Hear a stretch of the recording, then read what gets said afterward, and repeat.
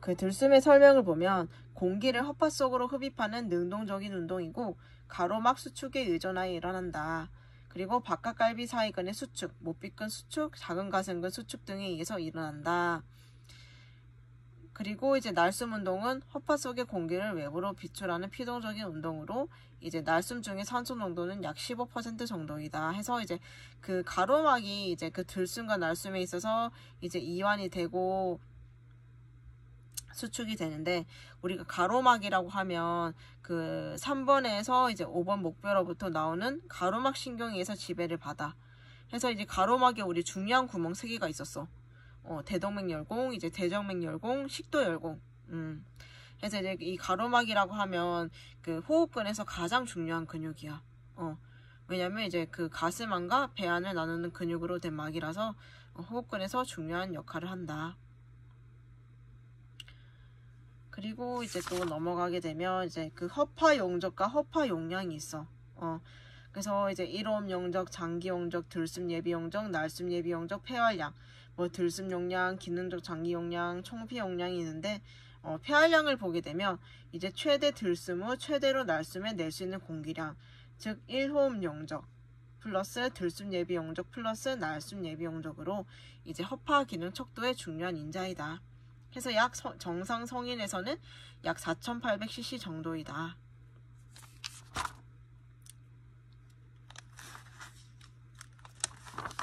그래서 우리가 호흡 조절을 보게 될 텐데, 책에 보면 산소를 원활히 공급하고 탄산가스의 축적을 방지하여 체액의 항상성을 유지하는 조절 기전이다 해서 이제 신경성 조절, 허파에서의 반사, 화학적 조절이 있는데, 이제 신경성 조절을 보게 되면 이제 호흡 중추는 이제 숨 내에 있다.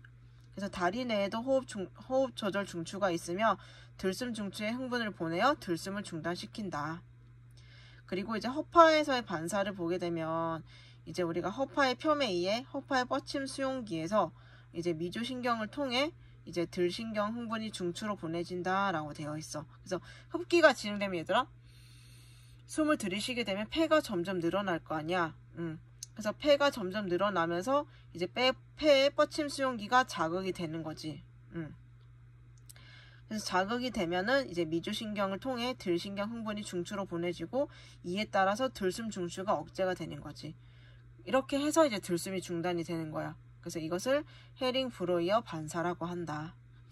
그래서 허파로부터 미주신경을 절단하면 헤링 브로이어 반사가 소실되고 들숨이 깊어지면서 늘어진다. 그리고 이제 화학적 조절을 보면 이제 혈중 이제 PCO2, pH, PO2의 변동에 대단히 예민해서 순간적으로 허파 환기량을 조절하는 데 기여를 한다. 그래서 혈중 혹은 뇌척수액의 CO2 및 수소가 증가하면 흥분해서 호흡이 증가한다.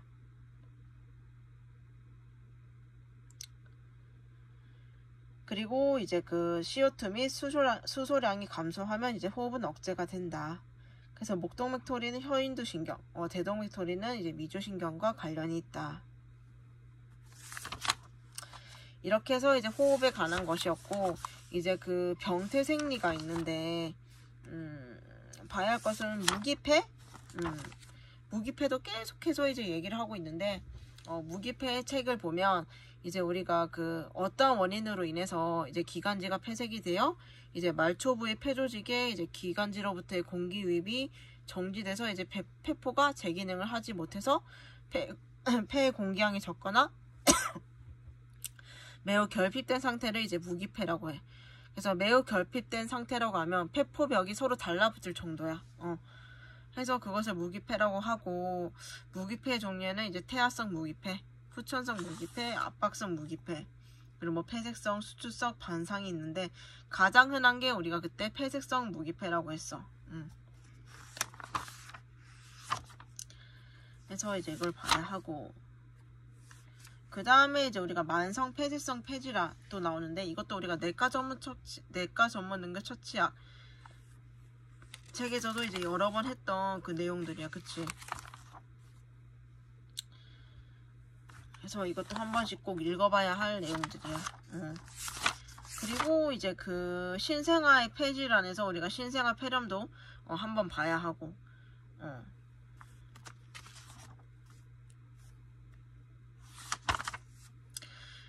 우리가 그 호흡 운동의 이상에서도 같이 보게 되면 무호흡은 이제 그 호흡 운동이 정지되는 경우야. 그래서 이제 무호흡 상태에서 혈액순환이 멈추고 이제 뇌에 이제 그 산소 공급이 중단되면 이제 뇌의 기능이 완전히 정지되게 되는 거지. 그리고 이제 호흡 곤란을 보면 호흡이 어려운 상태로 정의되면 환자는 호흡이 곤란한 상태라는 것을 안다. 그래서 호흡 용량의 30% 이상이 사용될 때 이제 나타나게 된다. 그래서 질식에 대해서도 나와 있는데 질식을 같이 보게 되면 질식일 때 급성 과탄산가스증과 저산소증이 함께 발생하며 호흡 자극이 현저히 증가한다. 해서 혈압과 심박수가 급격히 증가하고 카테콜라민 분비의 증가, 혈액의 pH가 떨어진다. 마침내 호흡 노력이 멈추고 혈압이 떨어지며 심박수가 느려진다. 그래서 인공호흡을 실시하지 않으면 4, 5분 내에 심장마비가 발생한다. 그리고 이제 침수 질식에 대해서 나와 있는데 침수로 인해 발생하는 질식으로 호흡을 정지한 상태가 손대문 연축을 일으킨다. 그래서 이러한 경우는 건성 질식이고 후두덕계 근육이 이완되고 물이 허파로 들어가는 경우는 습성 질식이 된다. 그래서 밑에 체인스톡 호흡이 나와 있는데 체인스톡 호흡은 이제 무호흡과 호흡 곤란이 교대로 되풀이하여 나타나는 것이다. 그래서 임종 직전의 호흡이라고 하고 이제 머리뼈 안의 내압 상승, 마약이나 일산화탄소의 급성 중독, 빈사 상태일 때 일어난다. 그리고 이 노인에서는 기관지 폐렴이나 호흡기계 질병에서 나타날 수 있으며 건강한 성인에게도 과도환기가 있거나 고도가 높은 곳에 올라갔을 때 발생을 할 수가 있다. 해서 이제 밑에 보면 신생아 호흡곤란 증후군이라고 나와 있어. 그래서 전에 그 쪽지 시험에도 나왔듯이 이 그 폐를 성숙시키는 그 계면활성제의 부족과 또는 그 폐액의 이제 흡수 지연으로 인한 이제 심한 호흡곤란이 나타나는 게 그 신생아 호흡곤란 증후군이야. 그래서 주로 그 37주 이전에 출생한 아이에게서 나타난다고 해. 그리고 이제 그 BOC 호흡이 있는데 이제 그 무호흡에서 갑자기 과호흡을 하며 다시 갑자기 무호흡으로 변하는 등 이제 무호흡 상태가 불규칙적으로 이제 나타나는 이제 호흡 양상을 말하는데 뇌염이나 이제 수막염 또는 이제 머리뼈에 이제 그 내압 항진 시에 볼 수가 있다.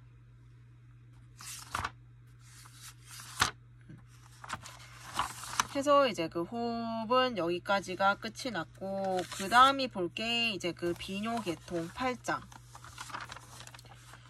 책이 이 모양이라서 큰일 났네. 454.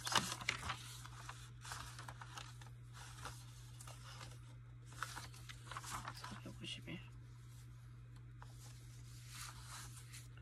하나 더 없네. 여기 있구나.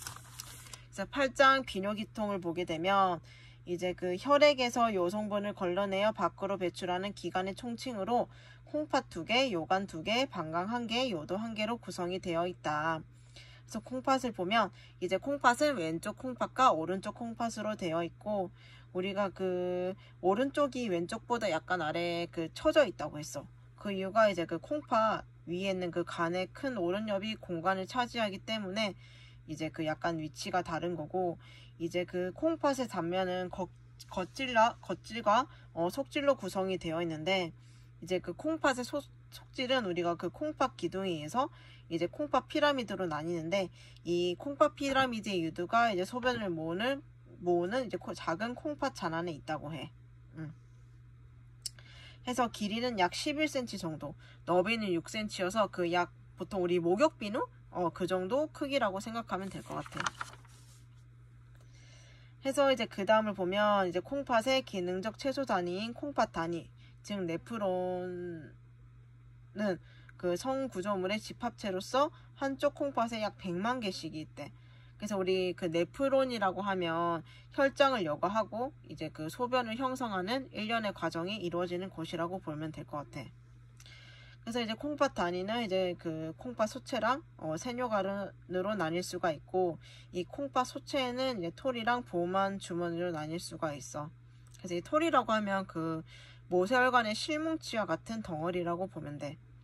그리고 이제 세뇨관은 이제 뭐 근위세뇨관, 뭐 헬레고리, 원위세뇨관, 집합관으로 이제 나뉠 수가 있다. 해서 우리가 한쪽 신장에 약 130만 개 이상이 있는데 4분의 1만 완전하면 이제 기능에 이상이 없다고 해. 그 130만 개라는 게 그 네프론을 말하는 거야. 그리고 이제 조직은 점막, 근육층, 바깥막의 3층 구조이며 겉질은 가장 가쪽에 있다. 그래서 이제 콩팥의 무게를 따져봤을 때 그 인체 무게 약 0.4%밖에 차지를 안 하는 작은 기관이라고 해. 하지만 이제 우리가 심장 박출량의 약 21%에 해당하는 혈액을 공급받아. 그래서 되게 크기는 작지만 그 심장 박출량이 21%면 되게 큰 거거든. 해서 이제 체내 혈액량이라든지 혈액 조성을 유지하는 데 중요한 역할을 한다.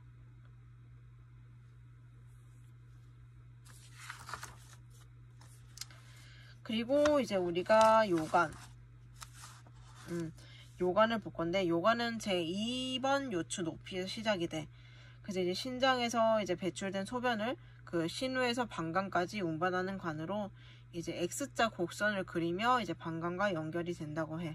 그래서 약 25cm에서 30cm 정도가 되고, 그 요관은 대부분 두꺼운 민무늬 근육으로 이루어져 있다고 해. 그래서 이제 요관의 그 속 공간, 즉 내강이 되게 좁아. 그리고 이제 신장 결석에 의해서 쉽게 폐쇄가 되고 상처도 있기가 쉽다. 그리고 이제 방광을 보면 이 방광은 소변을 저장하고 배설하는 주머니야. 해서 용량은 약 500cc인데 이 방광은 팽창이 되게 잘 된다고 해. 그래서 보통은 500cc지만 최대 용적은 약 700에서 800cc까지 된다고 해. 그래서 방광 또한 이제 골반 안에 바닥 쪽에 있는 근육성 주머니이다.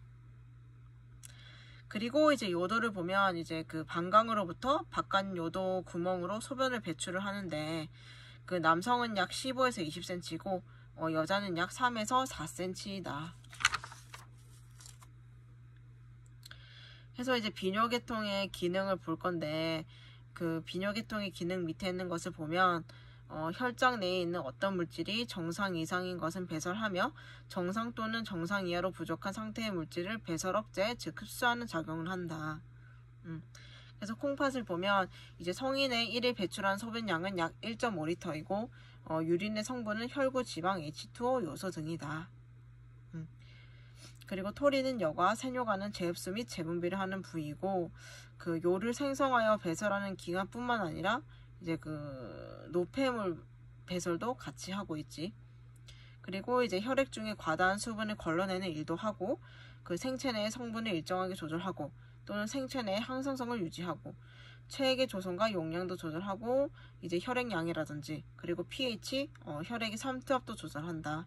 그리고 이제 그 칼슘 농도를 조절하는 비타민 D의 대사에도 관여를 하고 이제 그 적혈구 생산을 자극하는 에리스로포이에틴의 호르몬을 생성하고 그 혈압 조절에 관여하는 레닌도 생성을 한다.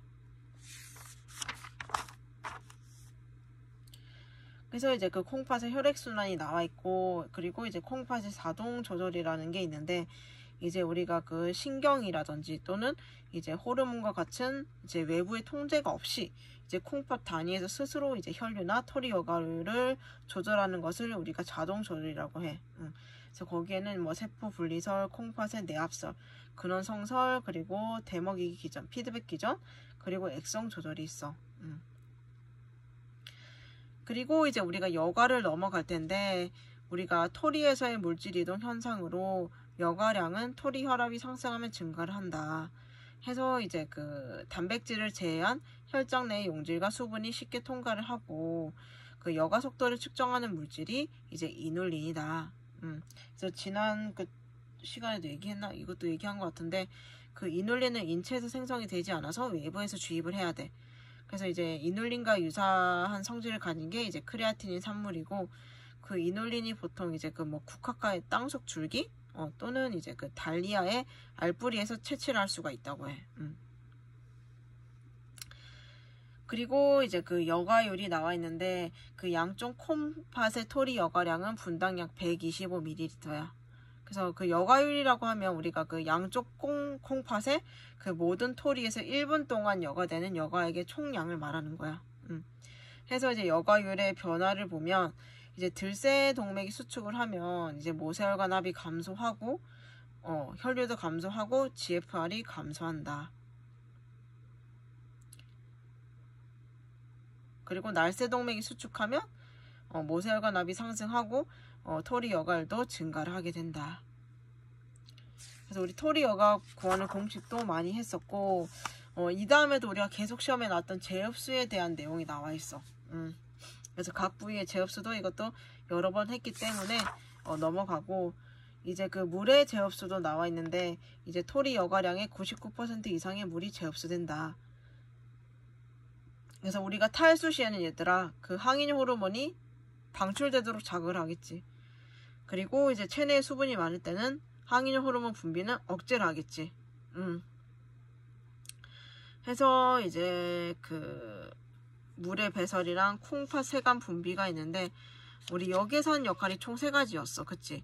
산염기의 균형을 유지하고, 이제 그리고 이제 뭐 혈중 요소, 요산, 쓸개즙산, 그리고 암모니아와 같이 이제 노폐물을 제거를 하는 거고, 이제 모르핀, 뭐 페니실린, 아스피린과 같은 체내 약물과 오염물질을 제거하는 역할을 한다. 그래서 이제 여기까지가 비뇨계통이었고, 비뇨계통의 병태 생리를 보게 되면 병태 생리는 딱히 여기서는 볼 게 없는 것 같아. 그래서 넘어가서 그 생식계통의 기능을 보도록 할게. 생식계통의 응급질환의 기초를 보게 되면 생식계통의 기능이 있어. 그래서 여기를 보면 성호르몬의 분비 기능이 있는데, 안드로겐은 남성화 기능을 가진 스테로이드성 성호르몬이며 에스트로겐은 여성화 기능을 가지고 있고, 고아는 테스토스테론을 분비하고 난소는 프로게스테론을 분비한다. 그래서 성선의 성호르몬 분비 및 생산 기능은 모든 뇌하수체 압엽의 성선 자극 호르몬인 FSH 및 황체화 호르몬의 분비에 의존한다. 그래서 남성의 생식 기능을 보게 되면 생식 기관에는 음경, 고환, 그리고 부속 기관의 정강, 정란, 정립샘 등으로 이제 이루어져 있는데, 요도 근위부를 둘러싸고 있는 전립샘은 방광 아래 부위에 있으며 가장 큰 외분비 샘으로 정액 성분을 생산하는 곳이다. 해서 남성 호르몬으로 넘어가게 되면 정소 조직에서 테스토스테론, 에스트로겐을 분비하고 소변에서 안드로스테론을 발견할 수가 있다. 그리고 황체 형성 호르몬은 고안의 사이즈 세포에 작용해서 테스토스테론을 생산하는데, 그 밑에 이제 테스토스테론의 기능을 보면 이제 태아 발육 과정에 남성 성기 형성에 관여하고, 그리고 신체 전체에 작용을 해서 이제 남성으로서의 특징을 가지게 하지. 뭐 털이라든지 저음이라든지 여드름. 그래서 분비량을 보면 이제 사춘기 이후에 급격히 증가해서 20세 전후에 최고치에 달하고 40세 이후에는 급격히 감소를 한다. 그리고 이제 여성의 생식 기능에 대해서 나와 있는데,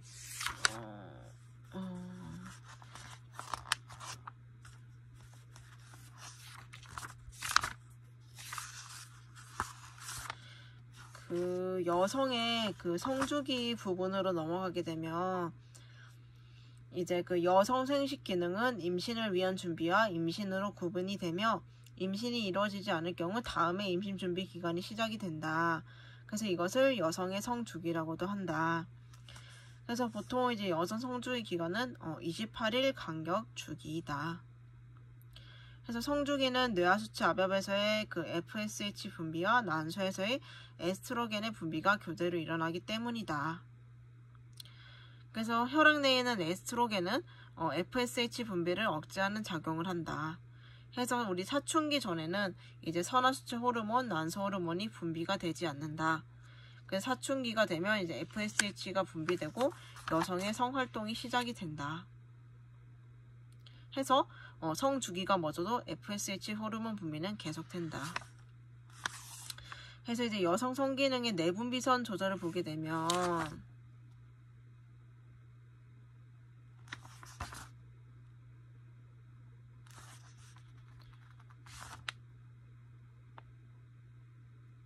황체 형성 호르몬 보게 되면 여포에서 여포액 분비를 촉진시켜 발육이 가장 큰 것을 파열하고 배란시킨다. 그리고 황체 자극 호르몬을 보면 황체에서 에스트로겐과 프로게스테론의 분비를 일으키게 한다. 해서 황체는 임신이 되지 않았을 때 약 2주간에 걸쳐 최대로 발육하여 위축되고 반응 조직이 나타나는데 이것을 백체라고 한다. 해서 황체가 위축하기 시작할 무렵 다시 FSH 분비가 되어 다음 성주기를 준비한다. 해서 이제 난소 호르몬이 나와 있는데 이제 에스트로겐은 이제 여러 세포를 증식시키고 자궁의 민문일근을 증식시켜 자궁이 커지게 한다. 그리고 이제 피부 및 조직에 지방 조직 발달 작용을 해서 이제 음모라든지 골반, 유방이 발달하게 하고 여성다운 체격과 체모를 갖추게 한다. 그리고 프로게스테론은 이제 자궁에 작용을 해서 수정란을 받아들이는데 필요한 작용을 한다. 해서 이제 젖샘이랑 젖분비 작용을 하고 자궁 수축을 억제하고 이제 착상된 수정란을 보호해서 유산을 방지하는 역할을 한다. 그래서 우리가 월경이랑 이제 폐경 이렇게 있는데 이것도 한 번씩은 읽어봐야 하고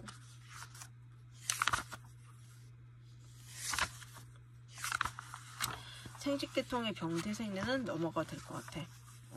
해서 이제 8장까지 간단하게 봤고 이제 9장 신경계통이 있는데 우리가 신경계통의 기능에는 뭐가 있냐고 하면 이제 뭐 감각, 이제 운동, 통합의 기능이 있어. 그래서 중추신경계는 이제 뇌랑 척수로 구성이 되어 있어서 이제 신경계통에 이제 통합 기능을 수행을 하지. 그리고 이제 말초신경계는 이제 인체 뭐 감각기관 또는 이제 그 근육과 샘을 연결하는 통로야. 해서 이제 그 중추신경에서 나온 신호를 보내기도 하고 또는 중추신경계통으로 신호를 들여보내기도 해. 이게 전반적인 신경계통인데 책을 보게 되면 이제 신경계통의 구조에서는 해부학적으로는 중추신경계와 말초신경계로 나누고 중추신경계는 다시 뇌와 척수로 나뉜다. 그래서 이제 그 신경계는 외배업에서 발생을 하게 된대. 그리고 신경세포, 신경조직을 구성하는 두 가지 세포를 보면 신경계는 그 구성하는 형태적, 기능적, 최소 단위인 신경세포, 즉 뉴런과 신경악여세포로 되어 있다. 그래서 이 신경세포라고 하는, 즉 뉴런이 그 신경계통에서 정보 전달을 하는 주체라고 볼 수가 있어. 그리고 이제 그 신경세포는 나트륨, 그리고 칼륨의 통로라서 이온 통로를 발현해서 이제 다른 세포와 달리 정기적인 방법으로 이제 신호를 전달하는 거지. 그래서 우리가 그 뇌 신경세포 수가 대략 860억 개 정도라고 해. 해서 이제 우리가 신경세포의 설명을 보면 자극을 받아 흥분, 전도하는 역할을 하고 니슬 소체, 랑비의 결절, 수초, 신경집 세포 등으로 구성이 되어 있다. 그리고 신경관의 앞부분이 개석을 증식이 되고 뇌가 되고 뒷부분은 더 커지지 않고 척수가 된다.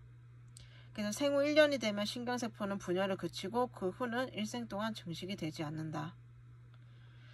그리고 이제 그 밑에 있는 신경악의세포는 우리가 그 신경계통의 다양한 보호 및 이제 유지하는 기능을 담당해.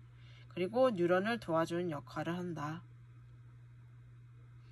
설명을 보면 중추신경계의 사회질 조직으로 신경세포를 지지 보호하고 중추신경 손상 시 세포 분열이 가능하여 손상을 복구시킨다.